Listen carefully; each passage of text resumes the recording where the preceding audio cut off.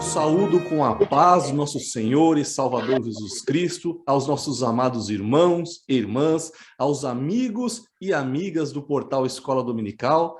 Neste dia estamos tendo o prazer de iniciar mais uma análise e abordagem do segundo trimestre de 2022. Após termos estudado um trimestre abençoado, estamos aí nas lições finais, do primeiro trimestre deste ano, onde estudamos sobre bibliologia. O assunto será os valores do reino de Deus, a relevância do Sermão do Monte para a Igreja de Cristo. Nós estaremos estudando ao longo de 13 lições sobre lição 1, o Sermão do Monte, o caráter do reino de Deus. Lição 2, sal da terra, luz do mundo. Lição 3, Jesus, o discípulo e a lei. Na lição 4, resguardando-se de sentimentos ruins. Lição 5, o casamento é para sempre. Lição 6, expressando palavras honestas. Na lição 7, não retribua pelos padrões humanos. Lição 8, sendo verdadeiros. Lição 9, orando e jejuando como Jesus ensinou. Lição 10, nossa segurança vem de Deus. Uma lição importante, nesse contexto mundial que nós estamos vendo de insegurança. Lição 11, sendo cautelosos nas opiniões. Lição 12, a bondade de Deus em nos atender. E a lição 13, a verdadeira identidade do cristão. E hoje nós estamos aqui recheado de irmãos abençoados aqui conosco para brilhantar esta análise e abordagem, e eu queria pedir que cada irmão dê uma saudação para os nossos ouvintes. Por favor, pastor José Serafim de Oliveira. Amém. A paz do Senhor. Cumprimento nossos amigos, nossos irmãos, com a paz do Senhor. Eu me sinto honrado de participar de um trabalho de tão alta relevância, tão alta importância, porque na nossa palestra nós damos assim uma figura, um parecer, um esboço da lição do trimestre. Então, a pessoa, os irmãos, os amigos que nos assistirem já terão uma ideia de todo o estudo do trimestre. Já pode começar a entrar já nos ensinamentos dessa lição. Deus nos guie e nos dirija nesse trabalho. Amém. Seja bem-vindo, pastor José Serafim. Obrigado. Pastor Antônio Mardoni, é uma alegria tê-lo conosco. A paz do Senhor, meu amado professor Humberto, e estimados pastores Caramuru e Serafim. Agradeço, portanto, a Deus pela oportunidade de estar novamente junto com vocês para realizarmos este grande trabalho de grande relevância para a Escola Dominical. E você, meu amado irmão que nos acompanha também, que Deus possa abençoá-lo, que você faça um bom proveito deste ensinamento que será transmitido através desta abordagem sobre o segundo trimestre da nossa lição de Escola Dominical da CPAD. Seja bem-vindo, pastor Antônio Mardoni. Pastor Caramuru, é muita alegria vê-lo. Seja bem-vindo.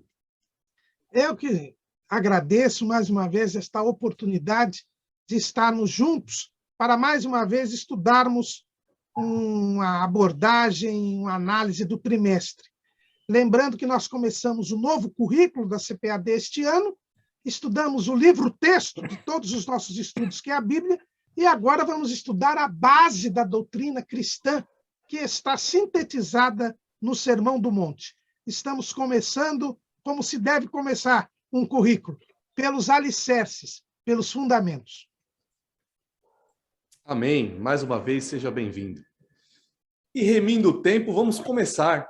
Queria pedir para o nosso pastor José Serafim já iniciar a nossa análise e abordagem, falando um pouco para nós sobre o que é o Sermão do Monte ou Sermão da Montanha. Amém. Ficou famoso esse nome, Sermão do Monte, porque foi o lugar que Jesus escolheu para proferir esse sermão tão maravilhoso, tão ilustrativo. Como já nós sabemos, Mateus apresentou Jesus como o Rei, como o Messias prometido, o Cristo esperado. E Jesus anuncia a chegada do reino de Deus. Ele mandou que pregassem o evangelho do reino, porque é o que os judeus esperavam. Os judeus, até então, viviam sob a lei de Moisés. A lei promulgada por Moisés no Monte Sinai era a diretriz, tanto social como espiritual, de Israel. Mas agora, com o estabelecimento do reino de Deus, Jesus, o Rei, o Messias, o Cristo, me permita, irmão, explicar um pouco melhor, porque nem todos nossos ouvintes, às vezes, têm um conhecimento melhor dessas expressões, mas Messias é o prometido de Israel, né? O Mashiach, como dizem em hebraico, né? Ou o rei, aquele que deveria reinar, assumir o trono de Davi. E Cristo é rei em grego, né? Então, Cristo. Então, agora o rei de Israel dando informações ou estabelecendo as leis do reino. Agora não era mais a lei de Moisés que deveria ser promulgada durante o reinado de Cristo. No reino que inaugurava e que será estabelecido no milênio. Hoje Jesus reina nos corações, mas vindo os tempos, ele reinará no mundo, como está escrito lá em Zacarias, capítulo 14, versículo 9. Então, o Senhor será rei em toda a terra. E o rei, ele mesmo promulgava as leis que devem reger esse novo reino. E para pertencer ao reino de Deus, cujo rei é o Senhor Jesus Cristo, é necessário que os súditos deste reino conheçam as suas leis e as cumpram e as obedeçam, porque a desobediência às leis de Deus traz consequência drástica, tanto na vida física e muito principalmente na vida espiritual. Então, Jesus, no seu cuidado, no seu amor, em desejar o nosso bem-estar, numa linguagem clara, franca, aberta. Se nós lemos os capítulos 5, 6 e 7 do Evangelho de Mateus, vamos perceber que a linguagem não é nem linguagem figurada, é uma linguagem clara, fácil de se compreender. E em cada um dos versículos está a exposição das leis que há de regir, que rege este reino de Deus, cujo rei é o Senhor Jesus Cristo. E nós vamos ter a alegria de poder estudar minuciosamente nas lições que se estendem durante o trimestre essas leis do reino. E podemos fazer aí uma autoanálise, se nós estamos cumprindo, obedecendo essas leis, ou se em alguma coisa estamos deixando a desejar. Deus nos ajude nesse trimestre, que cresçamos na graça e no conhecimento e cumpramos com alegria as leis do reino, porque João diz que as suas leis não são pesadas. Amém. Amém, graças a Deus. Eu já estava em dúvida aqui, pastor, se era o monte que estava falando, viu? Esse sermão do monte, o sermão da montanha. Então, será que a montanha falou?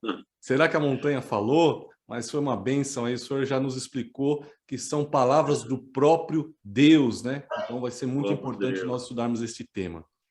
O dono da montanha que falava. Foi o dono da montanha, né? Amém. Pastor Caramuru, por gentileza, fale para nós por que é dito que o sermão da montanha, o sermão do monte, ele é um sermão doutrinário, ou então um sermão ético de Jesus. Fala um pouco para nós. Pois bem, como disse muito bem o pastor José Serafim, o Sermão do Monte foi um sermão que Jesus proferiu no alto de um monte, o Monte das Bem-aventuranças, que há uma incerteza de qual seria esse monte, lá em Israel. é colocado lá um monte entre Cafarnaum e Tabigá, mas Jesus ali ele expõe o seu ensino. É interessante ver que em Mateus capítulo 5, que o sermão está registrado nos capítulos 5, 6 e 7 de Mateus, o capítulo 5 começa dizendo: Jesus, vendo a multidão, subiu a um monte e, assentando-se, aproximaram-se dele os seus discípulos e, abrindo a boca, os ensinava, dizendo. Então, nós vemos aqui que Jesus proferiu o discurso para os seus discípulos, vendo a multidão. Ele se dirigiu aos discípulos e ele estava em um monte. E aí ele vai dar o ensino. Por isso que esse sermão é conhecido como sermão doutrinário de Jesus, porque diz que Jesus, abrindo a boca, os ensinava. E o ensino é a doutrina. E aí o paralelo que o pastor José Serafim falou, que é um paralelo com Moisés. Né? Como Mateus é um evangelho voltado para o povo judeu, é feito aí o paralelo entre Jesus e Moisés, porque Moisés tinha dito que viria um profeta como ele, para dizer a palavra de Deus, assim como Moisés havia ensinado o povo. E nós não podemos deixar de lembrar aqui o que está escrito em Deuteronômio 32, no último cântico de Moisés, quando Moisés começa o seu cântico dizendo: goteje a minha doutrina como a chuva. Então, ele havia ensinado o povo de Israel na lei que Deus lhe havia dado no Monte Sinai. Agora, Jesus, como disse o pastor Serafim, ensina a lei do reino de Deus. Por isso que esse sermão é conhecido como doutrinário. Mas também o sermão é conhecido como o sermão ético de Jesus. Por quê? Porque Jesus diz como deve ser o caráter do súdito do reino de Deus. Como deve ser o comportamento, a conduta do discípulo de Jesus. Veja que Jesus começa o sermão dizendo quais são as características, qual é o caráter do seu discípulo, o caráter do cristão. Ele elenca aí 9 bem-aventuranças. Ele já mostra que o discípulo de Jesus, ele é alguém que está num patamar espiritual superior, porque ele é bem-aventurado, ele é mais do que feliz, ele é alguém que contempla a glória de Deus. Depois Jesus diz que o seu discípulo é sal da terra e luz do mundo. Quer dizer, embora ele esteja num patamar espiritual de livre acesso ao céu, ele continua na terra, e na terra ele deve ser diferente. Ele deve ser o sal da terra e a luz do mundo. Depois Jesus mostra como é diferente a lei do reino de Deus da interpretação que os escribas e fariseus davam da lei de Moisés. Como as limitações, as concessões que existiam entre os doutores da lei para se agradar a Deus, não existem no reino de Deus. Jesus faz uma comparação entre a sua doutrina e a lei de Moisés. Depois Jesus mostra como o seu discípulo se relaciona com Deus e com o próximo. Ele fala a respeito da esmola, da oração, do jejum, do perdão. Depois, como o seu discípulo se relaciona com os bens materiais. É alguém que não tem esperança nas coisas desta vida. Por fim, Jesus mostra como o seu discípulo ele lida com o julgamento do próximo, com a bondade de Deus, e mostra que há 2 caminhos e que existem 2 alicerces nesta vida. E o que o discípulo de Jesus constrói e sobre onde ele constrói, e que caminho ele trilha e qual o seu destino, e o que ele que não é discípulo de Jesus, qual é sobre o que ele constrói, qual é o caminho que ele trilha e qual é o seu destino. Então, por isso que esse sermão é considerado doutrinário e ético. Doutrinário porque Jesus ensina o que é ser seu discípulo. E ético porque Jesus diz qual deve ser o comportamento e a conduta de quem creu nele, de quem é seu discípulo. Amém, pastor Caramuru. E esse é um tema importantíssimo, né? Porque nós vamos, nesse trimestre, reafirmar e aprender a doutrina de Deus, né? Porque hoje temos visto tantas doutrinas surgindo, né?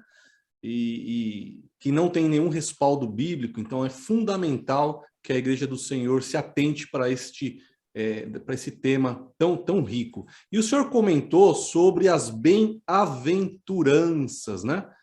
E às vezes até talvez tenha algum erro na Bíblia, não sei, o pastor Antônio Mardoni vai falar um pouco para nós, porque essa história de bem-aventurados os pobres de espírito, como assim, né? Pastor Antônio Mardoni, o que nós podemos aprender com o sermão das bem-aventuranças? Fala um pouquinho para nós. Olha, nós podemos aprender que o seu tema central é o reino de Deus. Para os judeus, estar bem com Deus era visto através da riqueza que possuíam. As bem-aventuranças não estão nos bens terrenos, mas em se buscar a vida eterna. As bem-aventuranças eram o contrário do que o povo judeu estava acostumado a praticar. Eles, ou elas, bem-aventuranças, divergiam do ensino judaico de que os ricos procuravam os primeiros lugares para se sentarem nas sinagogas. E os escribas e fariseus traziam largos filactérios e alargavam as franjas de suas vestes para serem vistos pelos homens. Nas bem-aventuranças, Jesus usou o método de ensino paradoxal. Portanto, é só paradoxo. Jesus usou todos os métodos de ensino no decorrer do seu ministério, e aqui, portanto, é o ensino paradoxal, em que ele diz: ser pobre de espírito não se refere aos bens materiais, mas ser 100% dependente de Deus para ser salvo. O choro que conecta ou consola é a demonstração de um arrependimento profundo que comove o coração de Deus. E os mansos são os que descansam nas promessas do Senhor Jesus. Ter fome é a urgência de se alimentar, e ter sede é a urgência de beber água. Esta é a justiça que é capaz de ser saciada através da busca da salvação. Os misericordiosos são os que entendem que a misericórdia só é alcançada pelo perdão que devotam aos seus próximos. Então, Jesus, ele aparentemente está contradizendo o que eles pensavam. Os judeus pensavam numa coisa, como deveriam servir a Deus, e Jesus, então, está ali contrariando tudo. Jesus está usando, portanto, o paradoxo. Bem-aventurados os que choram, porque serão consolados. Nem todos os que choram são consolados, mas Jesus falou, portanto, qual é a finalidade desse choro, que serão consolados. Consolados por Deus, porque receberão perdão de Deus de seus pecados. Então, eles se arrependem, pedem perdão a Deus, e Deus, então, os consola, perdoando os seus pecados. Então, nós vamos ter muito que aprender. Já ouvimos o pastor Serafim, o pastor Caramuru, e eu acredito que esta live irá apresentar até o final este contexto do Sermão do Monte, e que se todos seguissem os ensinamentos contidos nestes 3 capítulos, 5, 6 e 7 de Mateus, o mundo cristão seria outro, não estaria havendo nem guerra, porque os 2 países lá também têm formação cristã, tanto um como o outro são de origem cristã. É até de uma origem de uma igreja que se diz ortodoxa, que deveria, então, cortar retamente, correto, conforme diz o termo ortodoxo. Então, nós temos muito que aprender. E se nós cumpríssemos o que Jesus disse nesses 3 capítulos, o mundo seria outro, nós viveríamos em paz, principalmente no Ocidente. Obrigado, meu amado. Verdade, pastor. E como o senhor disse, é um paradoxo, né? Vai de encontro ao que o homem deseja, o que o homem tem como o ideal, né? Como para viver. Então, a gente vê esse paradoxo entre os ensinos de Jesus e a nossa tendência na forma de pensar sobre todo o contexto da vida. Bastante interessante mesmo, pastor Mardoni.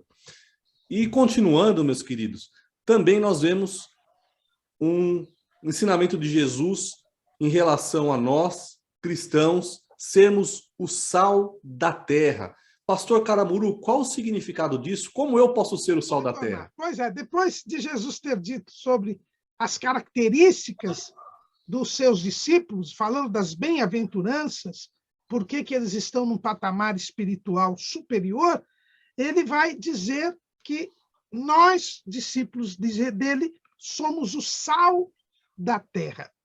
E essa expressão, em primeiro lugar, nos mostra que nós ainda estamos no mundo. O fato de você ser discípulo de Jesus não o isenta de continuar vivendo sobre a face da terra. O próprio Jesus, quando vai orar por nós na sua oração sacerdotal, ele diz claramente, lá em João 17,15, não peço que os tires do mundo. Então, nós somos o sal da terra, nós continuamos aqui na terra, mesmo tendo recebido a salvação. E Jesus diz que nós somos o sal da terra. O sal, que até hoje é importante, era muito importante na antiguidade. Ele era a única substância que conservava os alimentos, né? Não tinha refrigerador, geladeira naquele tempo, não tinha energia elétrica. Então, o sal era o maior conservante, como até hoje é. Eu até estudando aqui sobre o sal da terra, vi que recentemente até a nossa Anvisa reviu aí a quantidade de sódio nos alimentos para conservá-los. Inclusive, fazendo uma redução aí, porque o Brasil permitia aí uma porcentagem muito grande do sódio, que é o sal. Né? O sal é cloreto de sódio. Então, nós vemos aí a importância do sal como conservante de alimentos, como aquele que dá sabor aos alimentos. A Bíblia também mostra ali uma daqueles discursos de Jó, né? Jó dizendo que comer sem sal não tem graça, né? Então, não tem mesmo, eu sou hipertenso, sei como que é isso. O sal ele dá sabor aos alimentos, torna os alimentos atraentes. Nos países frios, né, que são onde há muita neve, a gente vê sempre aí, na época do inverno, nos países da Europa, nos Estados Unidos, às vezes aquelas nevascas que impedem a locomoção das pessoas, as máquinas dos órgãos públicos, para fazer derreter a neve, ela coloca sal. O sal é colocado ali, e ali a neve se derrete mais facilmente e desobstrui as vias públicas. Então, quando Jesus fala a respeito de nós sermos o sal da terra, ele está levando em conta estas propriedades do sal que devem existir em cada discípulo de Jesus.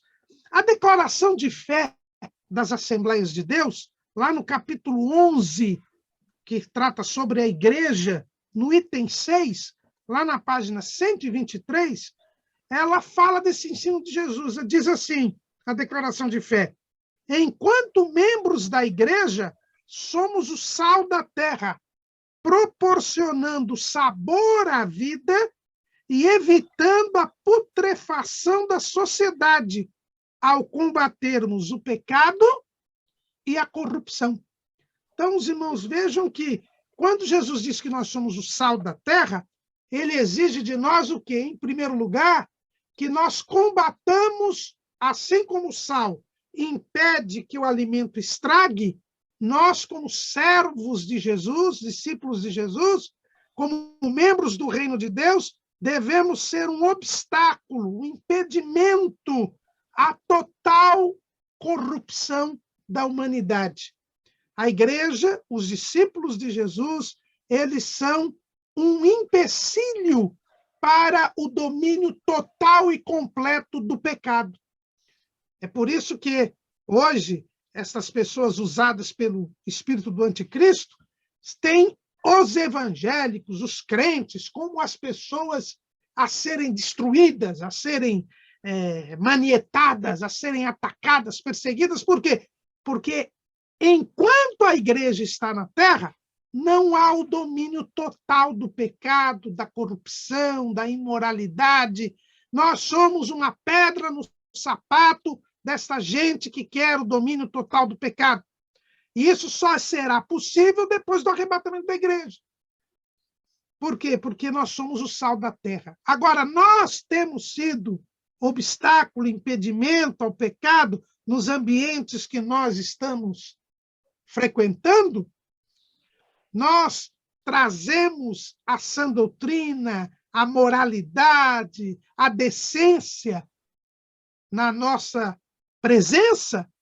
Ou nós estamos já misturados com aqueles que fazem o que não devem? Esse é o primeiro ponto. Segundo ponto, aqui a nossa declaração de fé diz que nós trazemos sabor à vida. O cristão, ele traz a graça de Deus, porque a graça de Deus se é manifestado trazendo salvação a todos os homens. E nós somos morada de Deus no Espírito. Nós somos templo do Espírito Santo. Nós trazemos esperança, paz, compaixão, amor nos lugares que nós frequentamos. Nós somos sal da terra. O sal deve trazer sabor à vida, deve trazer o alento, o refrigério de Cristo.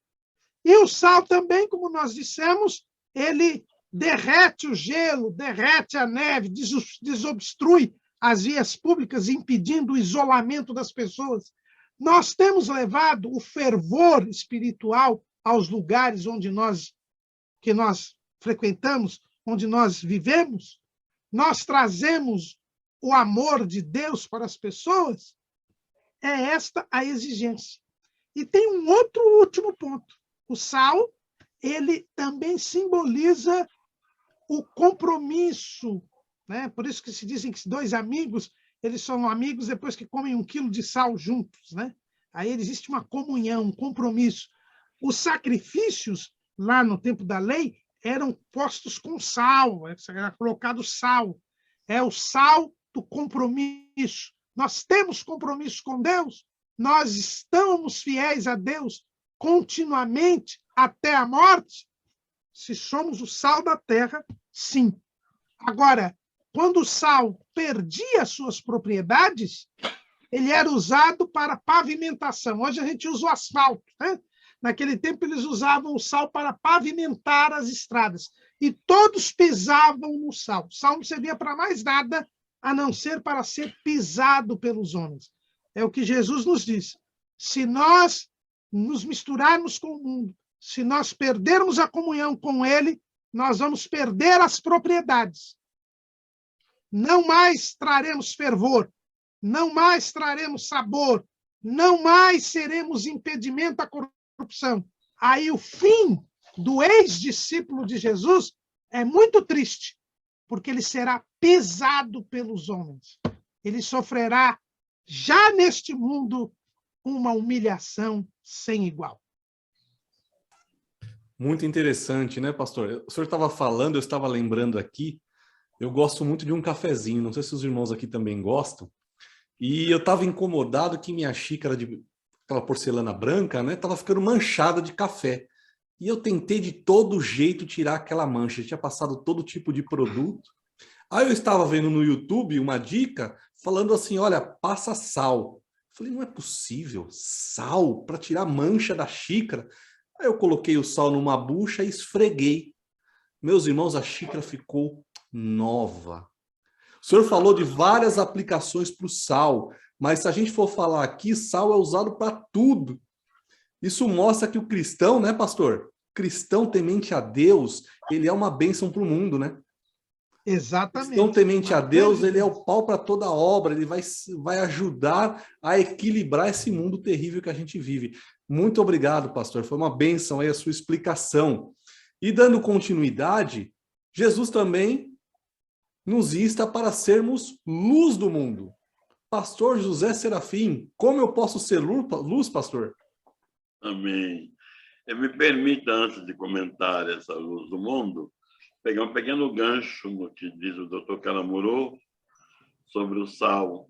Imaginemos um mundo sem sal, mundo insonso, sem sabor e sem graça. É assim que ficará o mundo quando o sol da terra for retirado, quando a igreja for levada para o céu. O mundo já é insonso, ficará pior ainda. Então, sejamos sempre o sal da terra. Demos sabor à família, aos colegas de serviço e a toda a sociedade. E Jesus, além do sal, também disse que nós somos luz do mundo. Se alguém já andou em algum lugar escuro, sabe como é triste. A insegurança para mudar um passo, não sabe onde vai pôr o pé. As trevas são coisas medonhas, horríveis. O mundo sem Deus está em trevas espirituais. Não sabe para onde vão. E os súditos do reino de Deus, Jesus disse que cada um é a luz do mundo. Quando falamos que o cristão é a luz do mundo, é bom nos lembrarmos que nós não somos astros, somos apenas semelhantes ao planeta. Como sabemos que a Terra não é um astro, a Terra é um planeta que não tem luz própria, ela recebe luz e calor do Sol. E assim é o cristão. Jesus é o sol da justiça. Malaquias capítulo 4. Então virá o sol da justiça, trazendo salvação debaixo das suas asas. Jesus é o sol da justiça. Ele mesmo se apresenta no capítulo 8, versículo 12 do Evangelho de João, dizendo: eu sou a luz do mundo. Então, Jesus é o astro-rei.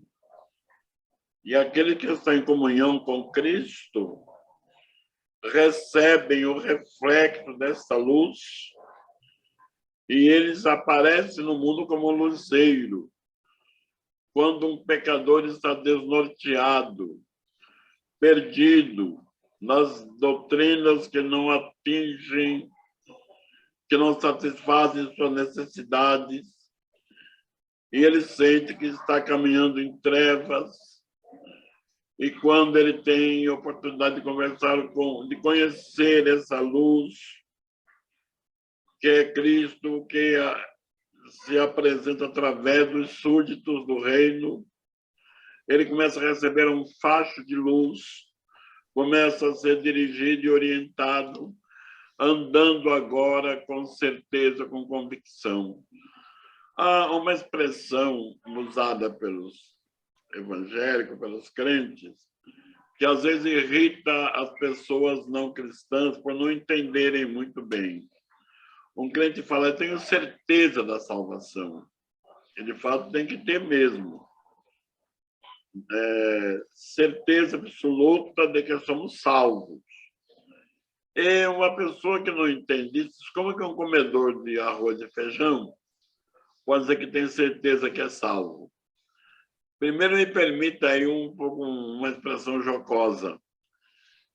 O comedor de alfafa é que não pode ter certeza nenhuma, né? Porque ele não tem noção. Mas o comedor de arroz e feijão é a imagem e semelhança de Deus. Portanto, ele anda na luz.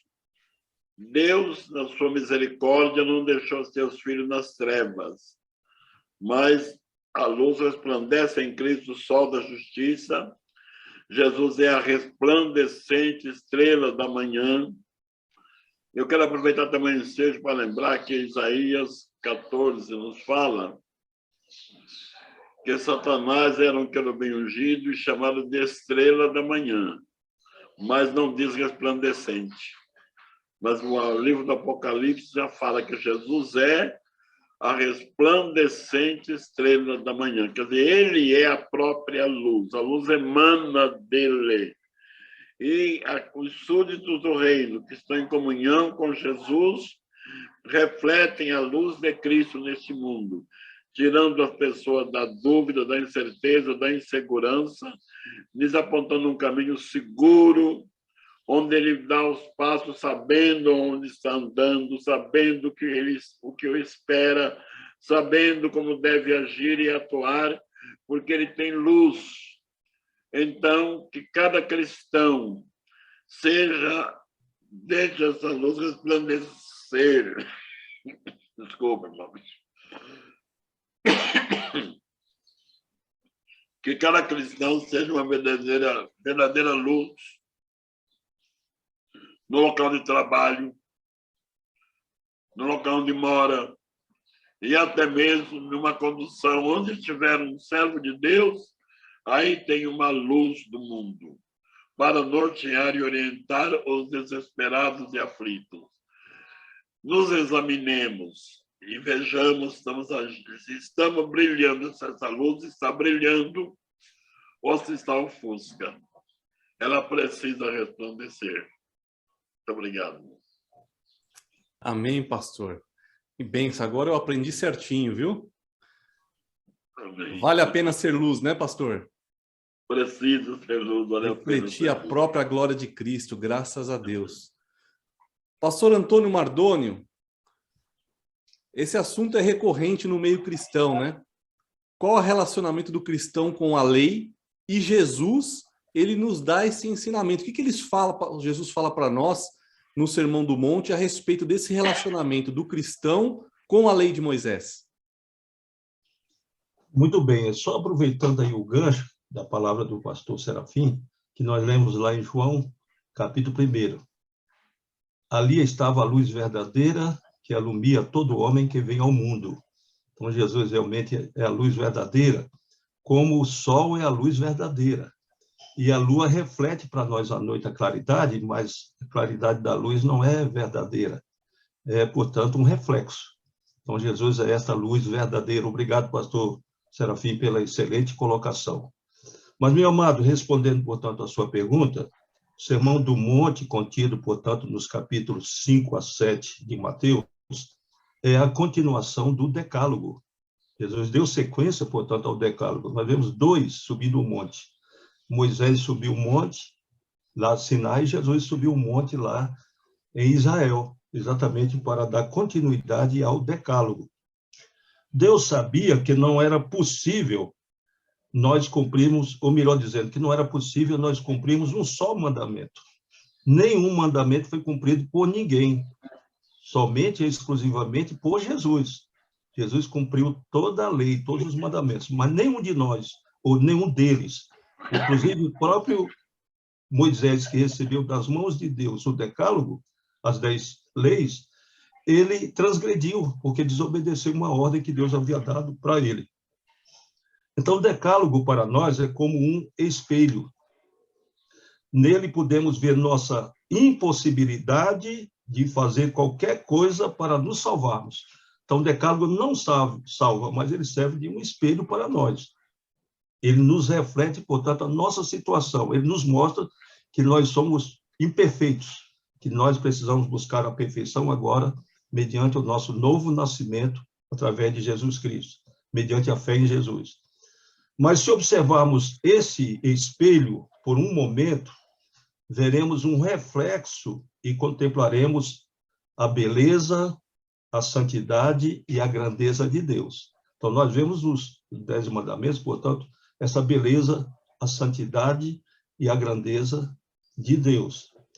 Os mandamentos revelam nossa condição de pecadores e mostram o caráter de Deus. Os mandamentos mostram que nós somos falhos. Então, cada parte daquela lei diz que nós somos transgressores daquela lei. Porque se não transgredíssemos a lei, essa lei não tem efeito algum para nós. Quando nós chegamos no lugar e diz assim, é proibido fumar, podemos virar as costas para aquele anúncio, porque nós não fumamos. Então, aquela lei não existe para nós. Mas nós estávamos todos contidos nos erros que a lei apresentava. Todos estavam sujeitos àqueles erros, e todos eles praticaram muitos daqueles erros. E Deus teve misericórdia mediante os sacrifícios que eles fizeram. Eles cobriam, portanto, os seus pecados a cada vez que erravam pelo sacrifício. Mas amanhã eles erravam de novo. Então, tornavam a fazer sacrifício de animais para poder receber o perdão. Então, eles acumularam muito sangue, e perderam a conta dos animais que eles mataram. Mas Jesus, uma vez por todas, ele deu a sua vida por nós, e o sangue de Jesus nos purifica de todo o pecado. Mas conforme lemos em João capítulo 1 e 14, versículo 14, que diz que ele se encarnou, portanto, e o Verbo se fez carne e habitou entre nós, e vimos a sua glória, como a glória do unigênito do Pai, cheio de graça e de verdade, quer nos dizer, portanto, que Jesus virou carne, osso e sangue, como um de nós. Jesus, portanto, 100% um ser humano. Como Moisés, ele subiu o monte e ali sintetizou como devemos viver os que o seguem. Jesus quis mostrar, portanto, os que querem me seguir têm que seguir exatamente conforme eu estou orientando aqui no Sermão do Monte. Ele declarou em Mateus 5,17, no contexto do Sermão do Monte: não cuideis que vim destruir a lei e os profetas, mas vim abrogar, portanto, não vim abrogar, ou seja, não vim abolir, mas cumprir. Jesus subiu o monte, não para escrever sua lei em tábuas de pedra, mas para nos ensinar a registrá-la em nossos corações. Não como regra a ser seguida, mas como uma palavra viva que nos transforma de dentro para fora. É exatamente a proposta do Sermão do Monte. O bezerro de ouro foi substituído pelo Agnus Dei, ou seja, pelo Cordeiro de Deus, de carne, osso e sangue, que nos fez, ou melhor, que se fez como um de nós, viveu entre nós, chorou como nós, alegrou-se conosco e transmite seu ensino diretamente ao nosso coração. Por Jesus foi estabelecida a nova aliança, portanto, a velha aliança representada, portanto, pela lei, agora a nova aliança representada pela graça. A nova aliança que não requer rituais, práticas específicas, regras a serem seguidas, mas devem ser cumpridas pela nossa obediência. Jesus cumpriu os 613 mandamentos registrados na Torá e nos reconciliou com Deus para que fôssemos, juntamente com Ele, o Pai e o Espírito Santo, uma unidade. Então, nós formamos com Jesus uma unidade e foi o desejo dele na sua oração, que nós nos tornemos uma unidade perfeita. Amém, pastor. Obrigado. Que bênção. Meus irmãos, nós estamos chegando na parte final da nossa análise. Bom, me permita um gancho no claro, que falou, pastor. Por favor. Me desculpe interrompê-lo. Imagina. Jesus repetiu os mandamentos do decálogo, dando a eles um reforço. Por exemplo, a lei proibia o adultério. Jesus falou que não é necessário a prática do adultério, apenas o pensamento já se constitui no pecado de adultério. A lei proibia que se matasse alguém. A lei de Jesus não precisa chegar a matar, apenas o odiar alguém já é réu de fogo do inferno, falou o Senhor Jesus. Mas uma coisa interessante, o quarto mandamento, que é um grupo que faz tanta questão dele, Jesus não falou, não repetiu. 6 dias trabalharás, mas o 7º dia é o sábado do Senhor teu Deus, não farás nenhuma obra. Esse mandamento Jesus não fez referência. Então, de todos os mandamentos da lei, do decálogo todo, Jesus apenas repetiu 9 dos mandamentos, porque o quarto não foi falado. Se Jesus não deu a ele tanta importância a ponto de repetir, por que nós vamos brigar tanto por ele e até condenar aqueles que não observam, se o próprio Jesus não lhe deu tanta importância a ponto de nem repeti-lo no seu sermão? Fica aí a minha pergunta. Verdade, pastor, bem lembrado. Esse é o assunto que não sai do radar, né? Não sai. Mas, irmãos, eu estava comentando que nós estamos chegando nessa etapa final e o texto ele é riquíssimo, né? O sermão proferido por Jesus, ele tem ensinamentos riquíssimos para a nossa vida e é claro que hoje nós não vamos ter tempo hábil, né, para se aprofundar em todos eles. Mas eu queria dividir com os irmãos, a gente fazer um resumo, né, sobre os principais ensinamentos que Jesus nos traz. Para isso, eu queria pedir para o pastor Caramuru falasse para nós quais os ensinos que Jesus nos trouxe sobre o homicídio, sobre o adultério e sobre o perjúrio.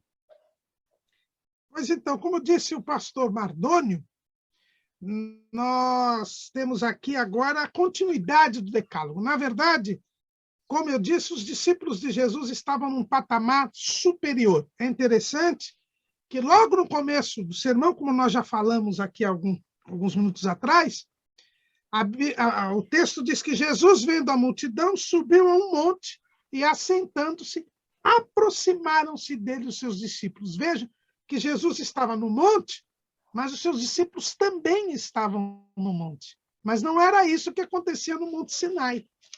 No Monte Sinai, Deus desceu ao monte, e Jesus é Deus e ele estava no monte, mas no Monte Sinai havia uma ordem. Veja ali, Êxodo capítulo 19. E estejam prontos para o terceiro dia, versículo 11.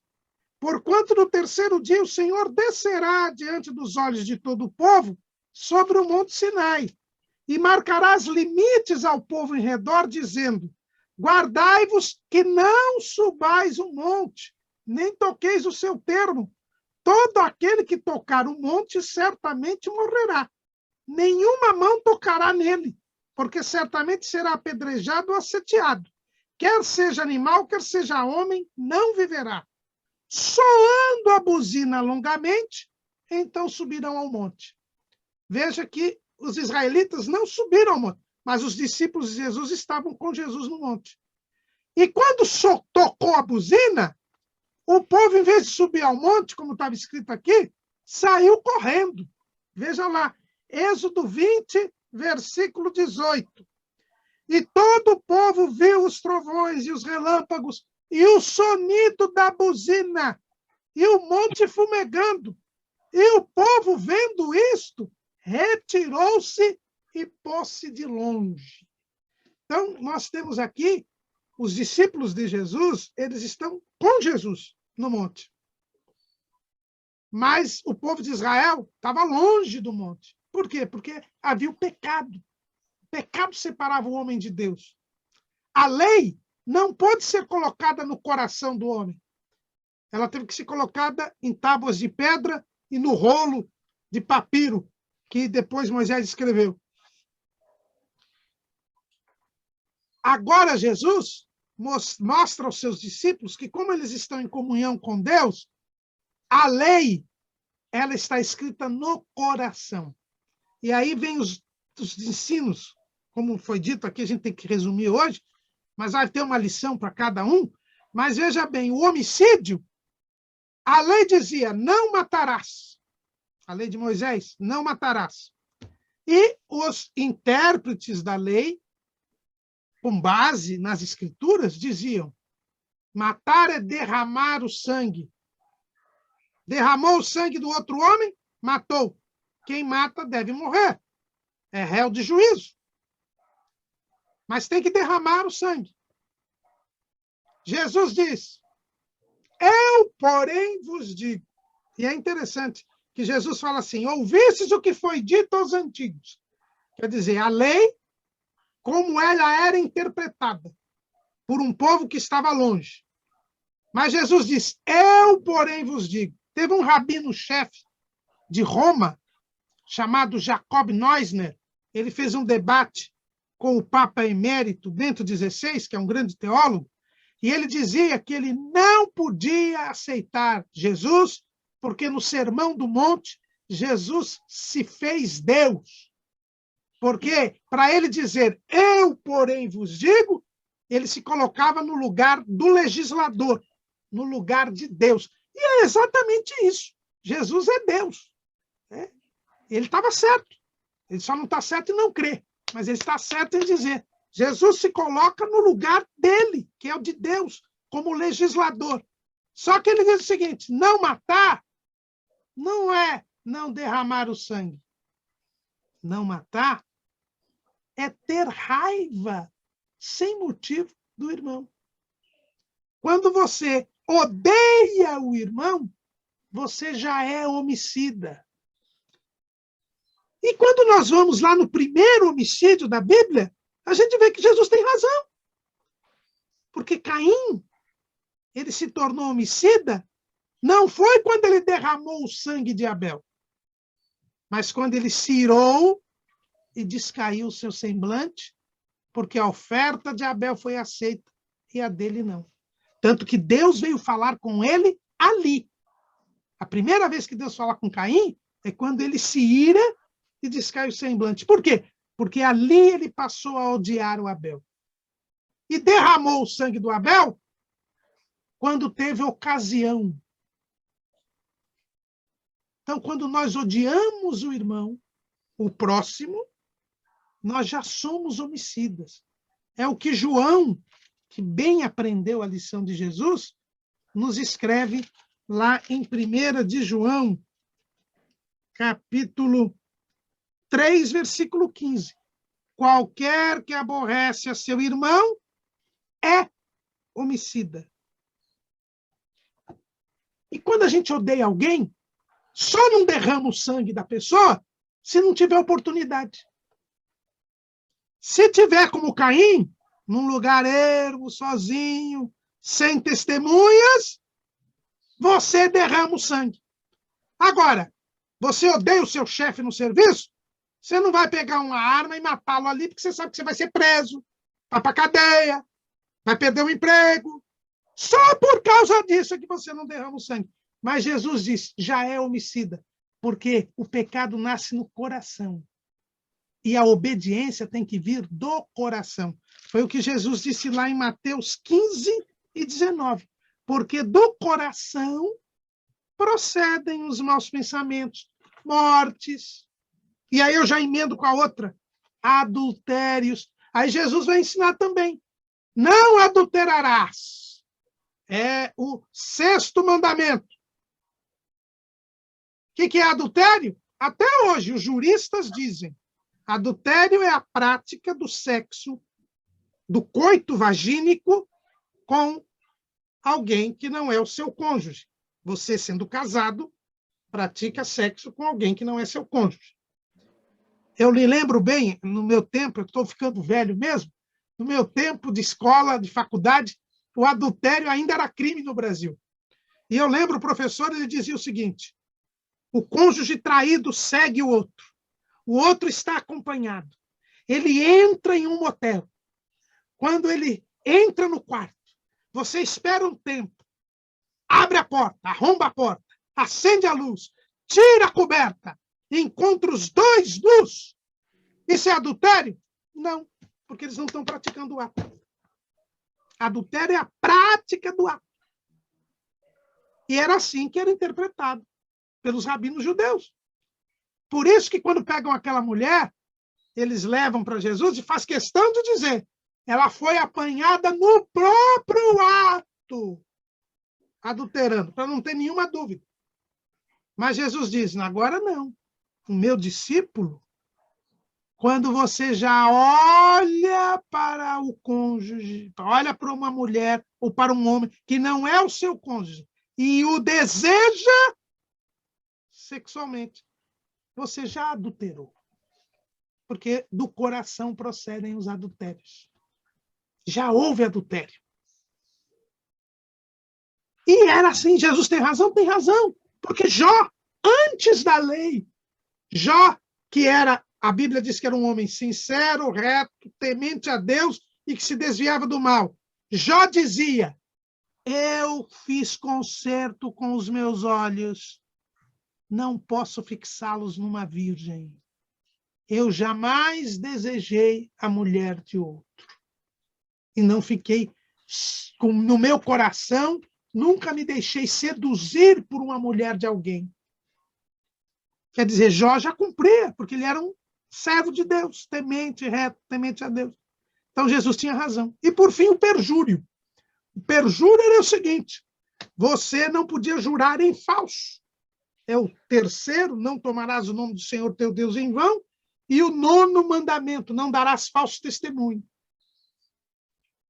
Então, se eu jurasse por Deus, para confirmar alguma palavra minha, estava certo. Eu não podia jurar em falso. Mas Jesus disse, agora é diferente, meu amigo. O servo de Jesus, o meu discípulo, o seu falar é sim, sim, não, não. Não precisa jurar. Não pode jurar. Porque quando você jura, você está garantindo a sua palavra, em nome de Deus ou em nome do céu. Mas você, se você é um servo de Deus, o seu falar tem que ser verdadeiro. Você não precisa jurar, não pode jurar por nada. Por quê? Porque a sua palavra tem que ser sim, sim, não, não. O resto é de procedência maligna. Então, irmãos, nós vemos aqui a profundidade da lei. Jesus, ele leva a lei até o coração e exige que os seus discípulos, desde o coração, lhe sejam obedientes e agradem a Deus. Amém, pastor. É uma reflexão muito importante, né? São assuntos que envolvem o nosso dia a dia nesse mundo frequentemente. Então, tenho certeza que vai ser uma bênção para todos nós, como também o que o pastor José Serafim vai nos trazer agora. Pastor José Serafim, quais os ensinos de Jesus referentes à esmola, jejum e oração? Nesse ensino, Jesus combatia fortemente a hipocrisia.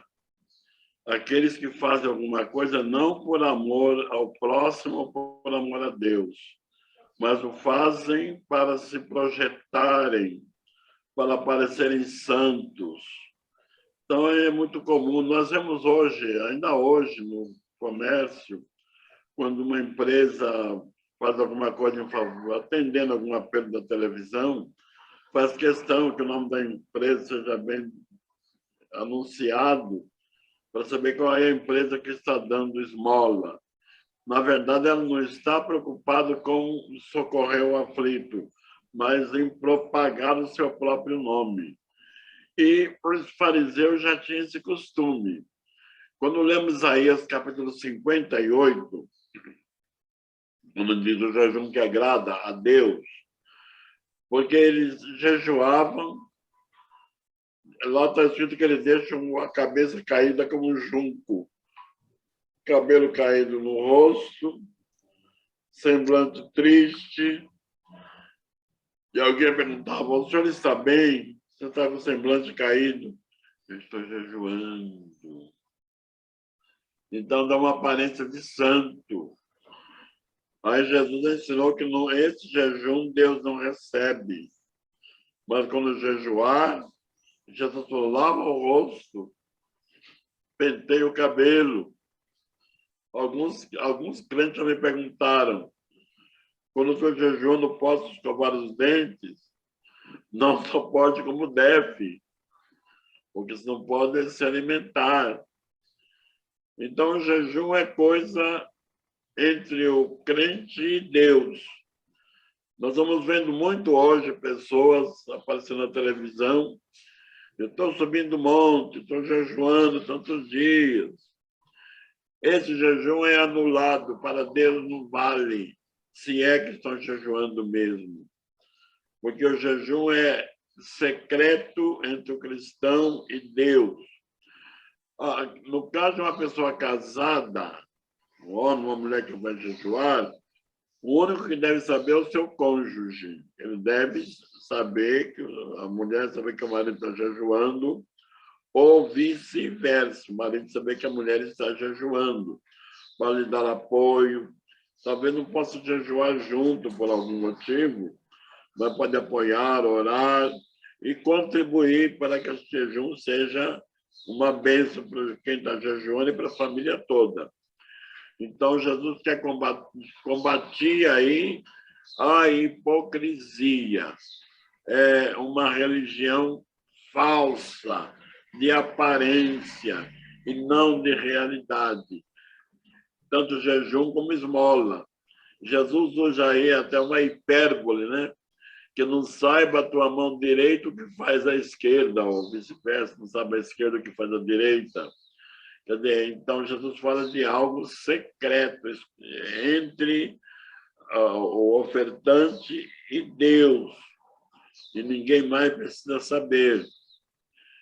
Quando aquela viúva deu tudo quanto tinha no gasofilácio, e Jesus considerou que foi a maior oferta, em valor não foi maior, porque ela era pobre e deu tudo que tinha. Mas outros deram ofertas maiores, mas aquilo que sobejava. E ela deu todo o seu sustento. Por isso, Jesus considerou maior. Mas note que o nome dela não é mencionado. É anônima. Porque ela fez para Deus, seu sincero amor para Deus e a sua obra, e não para se sobrepor, não para se vangloriar, não para ser elogiada e para ser aplaudida. Então, é um grande perigo isso. É bom que nós aprendamos nunca chegar na igreja, irmãos, eu estou jejuando. Irmão, eu jejuei a hora tal. Não, isso é entre você e Deus. A menos que 4 ou 5 pessoas ou um grupo de irmãos resolvam jejuar em favor de algum desejo, alguma necessidade. Por exemplo, muitos crentes estão orando pelo nosso país. Deus abençoe o nosso presidente, nossas autoridades. E como sabemos que há um perigo muito grande, o país está em risco, então alguns irmãos combinam, vamos jejuar em favor do Brasil? Vamos. Então, aí, entre esses irmãos, o jejum é comum, porém nunca publicado. É só entre aqueles que estão jejuando. Então, é bom que nós aprendamos como é o jejum que agrada a Deus. Quando alguém está jejuando, ele não está com semblante caído e triste. Ele está com semblante alegre e feliz. Ele está em comunhão com Deus. E esse jejum, Deus se agrada. E me permita, irmão, um pouquinho mais. Nos meus anos de experiência com Cristo, eu já pude perceber essa grande realidade. Aquele jejum secreto, com uma finalidade de alcançar de Deus algo, ou orar em favor de outrem, orando e jejuando, mantendo a discrição, o silêncio. Esse jejum, Deus se agrada, Deus aceita. E esse jejum, Deus recebe como recebeu o sacrifício do justo Abel. E Deus recebe como recebeu o sacrifício de Noé depois do dilúvio. Está escrito que o sacrifício de Noé subiu para Deus como um cheiro suave e agradável, e Deus o recebeu. Que o nosso jejum, a nossa consagração, seja desta maneira, um sacrifício colocado no altar de Deus, como incenso aromático, que Deus recebe, aceita e atende a nossa petição. Muito obrigado, irmão. E a oração, pastor? Oração, pastor. Oração. É para rezar Pai Nosso? Pastor. Oi? Faltou a oração. É para ficar rezando Pai Nosso? Foi isso que Jesus ensinou? Sim, é. Rezando o Pai Nosso e o terço, né? Tanto Maria, tantos Padre Nosso, tantas... Jesus falou que isso é repetição. Quando estiver orando, não useis de vãs. Jesus considera que é vã, é inútil.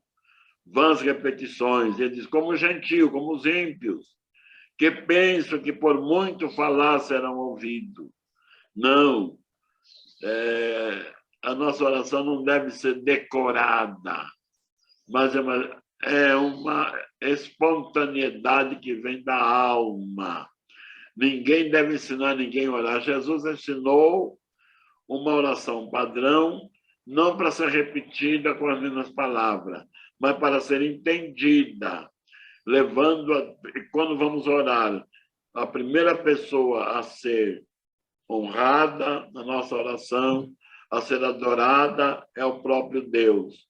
Depois oramos em nosso próprio favor, em favor da nossa família, porque era essa a instrução do sacerdote quando oferecia sacrifício no dia da expiação. O primeiro sacrifício era por ele mesmo e por sua família, esposa, filhos e a sua prole. Depois é que ele ia orar pelo povo. Então, o Pai Nosso ensina isso. Ele ensina, primeiro, o início de oração, adorando a Deus, o reconhecendo como Senhor e como Santo. Depois, por nós mesmos, suplicando por nossa alimentação, cuidado de Deus para conosco. E, finalmente, para os demais. Então, a oração não é uma poesia, não é algo decorado. E para se falar com Deus, não precisa, vamos dizer, como que uma pessoa analfabeta, por exemplo, pode usar certos termos difíceis de se compreender. Não há necessidade. Fale com Deus na sua linguagem. Ele entende.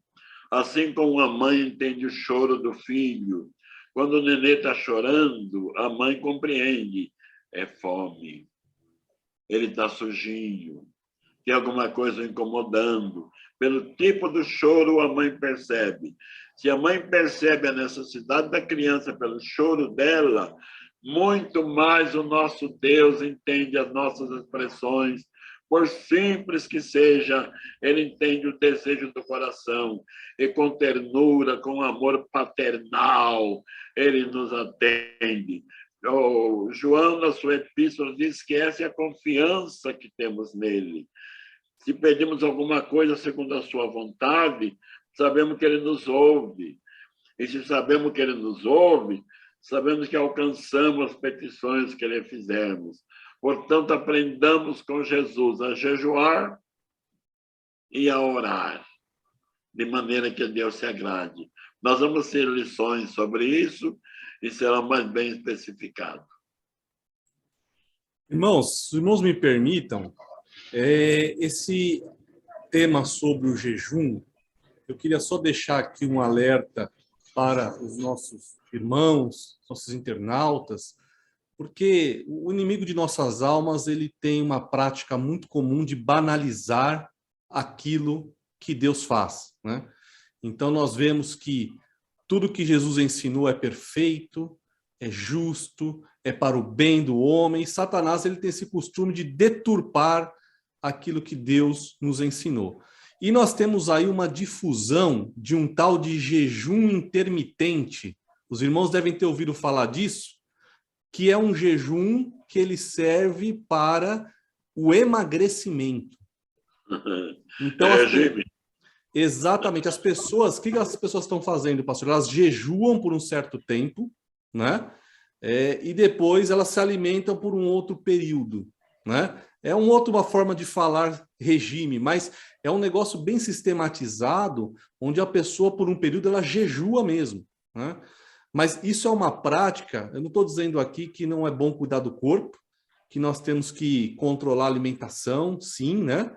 Porque passar por períodos onde a gente coma menos, mas o necessário para o corpo, isso faz bem para a saúde, mas Satanás usa essa palavra jejum justamente para deturpar aquilo que Jesus nos ensinou, né? Mostrando que um jejum que não é para me aproximar do Senhor, não é para eu buscar a Deus, não é para eu enviar um clamor, mas é um jejum para benefício próprio, só para aparência, né? Então, temos que tomar cuidado com esse conceito hoje que tem sido propagado aí nas redes sociais. Se os irmãos forem no YouTube digitar jejum intermitente, vai aparecer um monte de vídeo lá trazendo essa metodologia. Mas isso não tem nada a ver com o jejum que Jesus nos ensinou. Não é mesmo?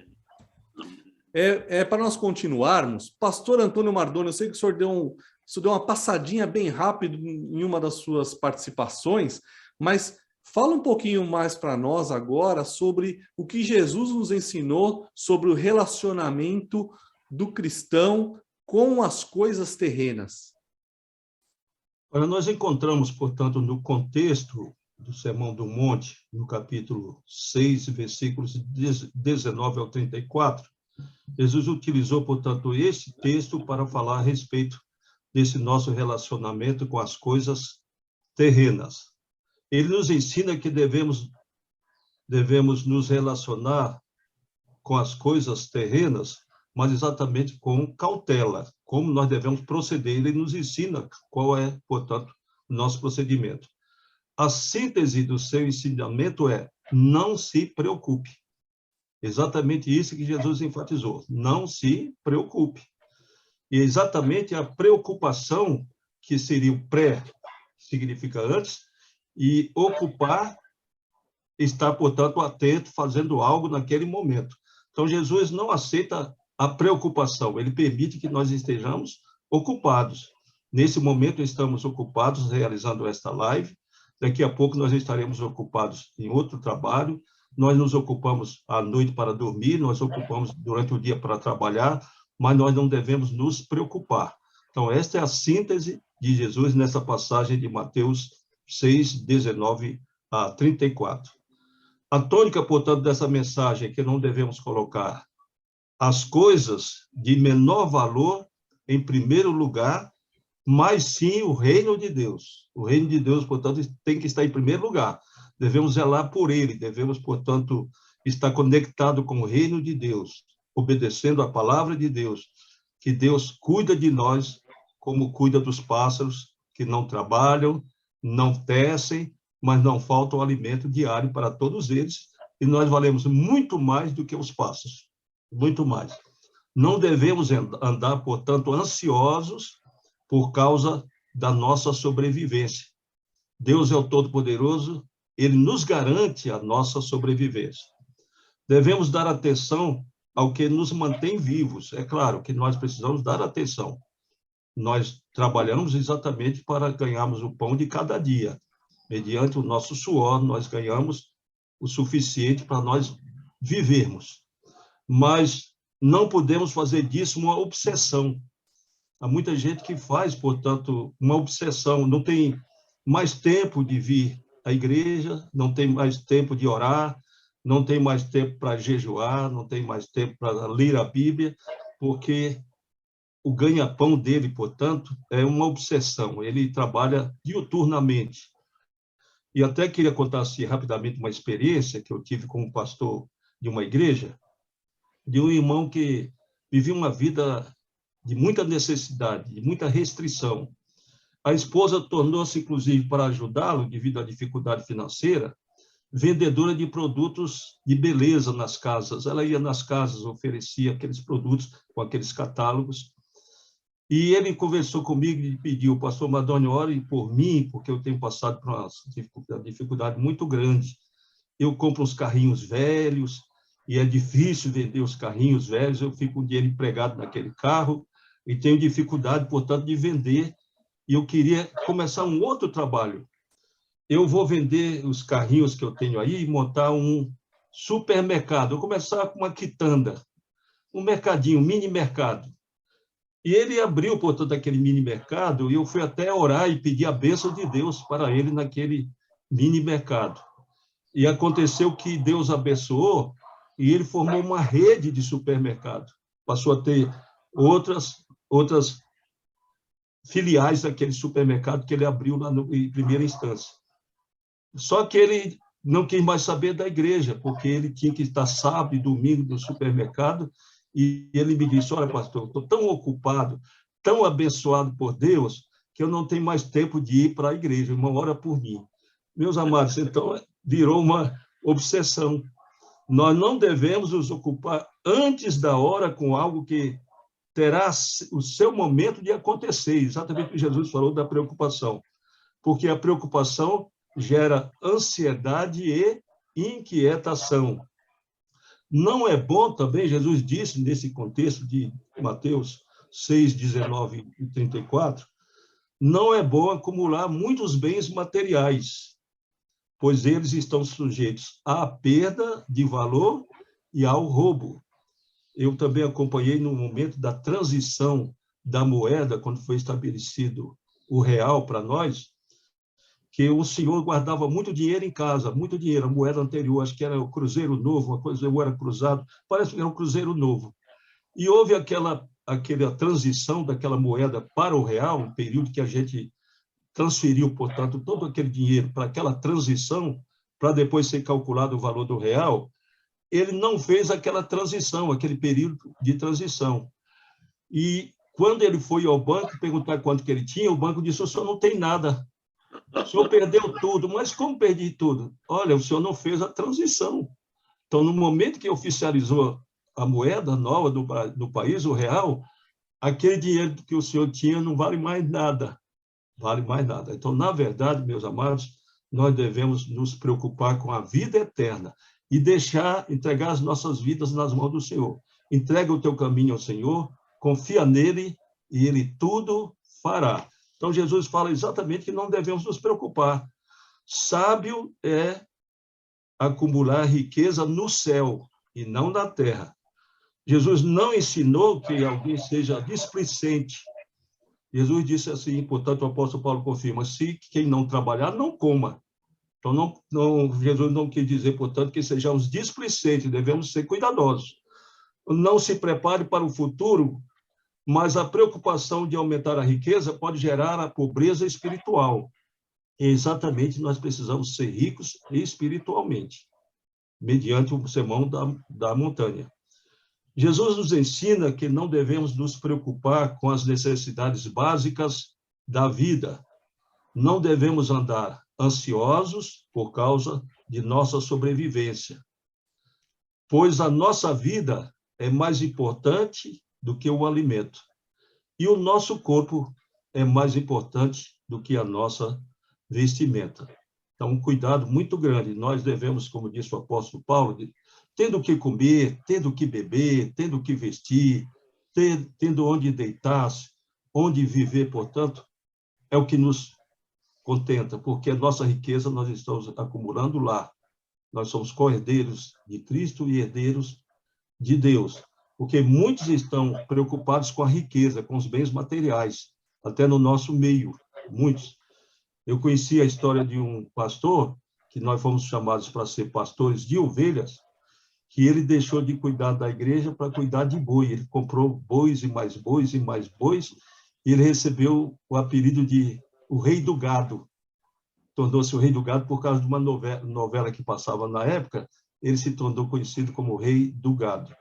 Então, é a preocupação que nós não podemos ter, essa preocupação, e o cuidado que nós devemos ter com a nossa salvação. Conforme eu ouvi o testemunho do pastor Serafim, se ele permite que eu transmita, que uma senhora disse para ele, quando ele viajava no ônibus, que todos os pastores eram ricos. E ele disse para ela: minha senhora, não é verdade. Nem todos os pastores são ricos. E ela disse: olha, mostra um só pastor que não seja rico. Ele disse: olha, sou eu estou aqui do seu lado. Eu estou nesse ônibus porque não tenho carro para dirigir um carro e vivo, portanto, contente com o que Deus me deu. Este é o nosso contentamento. Vivemos com aquilo que Deus nos deu e acumularmos a nossa riqueza lá no céu, porque lá nós receberemos o nosso galardão. Para nós não nos tornarmos uma aquela semente boa que foi plantada entre espinhos. Ela não pôde crescer, nem pôde produzir fruto, porque ela foi sufocada pelos espinhos. E muita gente está com a sua vida sufocada hoje por causa do interesse de ganhar, de acumular bens e mais bens, e quanto mais a pessoa tem, mais ela deseja. Então, se ela tem já 10 casas, ela quer ter mais 10, se ela tem uma fazenda, quer ter mais uma fazenda, e esquece da sua salvação, e não tem direito, portanto, à vida eterna com Jesus. Então, cuidado que nós devemos ter, é nossa relação com os bens materiais, com as coisas terrenas. Nós não somos mais deste mundo, nós estamos no mundo, mas não somos do mundo, e deixa por conta de Jesus, que ele cuida muito bem de nós. Amém. Verdade, pastor. E é uma corrida sem fim, né, pastor? Sempre tem um carro novo aparecendo, um apartamento mais moderno. Exato. Então, ele está a vida toda preocupado em exatamente progredir e ser melhor do que os outros. Mas tendo um lugarzinho para a gente deitar, pôr a cabeça no travesseiro, ter uma comidinha todo dia que Jesus providencia, ter uma roupa para vestir, um calçado, não há maior felicidade do que essa. A gente põe a cabeça no travesseiro e dorme imediatamente, jamais tem, portanto, uma insônia, jamais tem pesadelo, porque tem a vida no altar, nas mãos de Jesus, sem nenhuma preocupação. Não devemos nos preocupar, mas devemos viver ocupados. Amém, pastor, verdade. Uma bênção. Meus queridos, e para nós fecharmos a nossa abordagem de hoje, nós vamos encerrar com o nosso pastor Caramuru, falando para nós que Jesus nos ensinou sobre o relacionamento com o próximo e a respeito da sua doutrina. E conosco, né, a respeito da sua doutrina. Mas então, depois que Jesus aborda todos esses aspectos, ele passa a falar aos seus discípulos que, apesar deles estarem num patamar espiritual superior, eles não devem julgar os outros. Nós não somos melhores do que ninguém. Estamos num patamar espiritual superior que nos exige um comportamento muito mais rígido do que das outras pessoas. Veja que aqui Jesus mostra que a lei do reino de Deus ela é muito mais exigente do que a interpretação que era dada pelos escribas e fariseus. É por isso que no começo do sermão, Jesus diz que a nossa justiça tem que exceder a dos escribas e fariseus. Por isso nós não podemos julgar os outros. Devemos primeiro nos julgar a nós mesmos, confiando na bondade de Deus.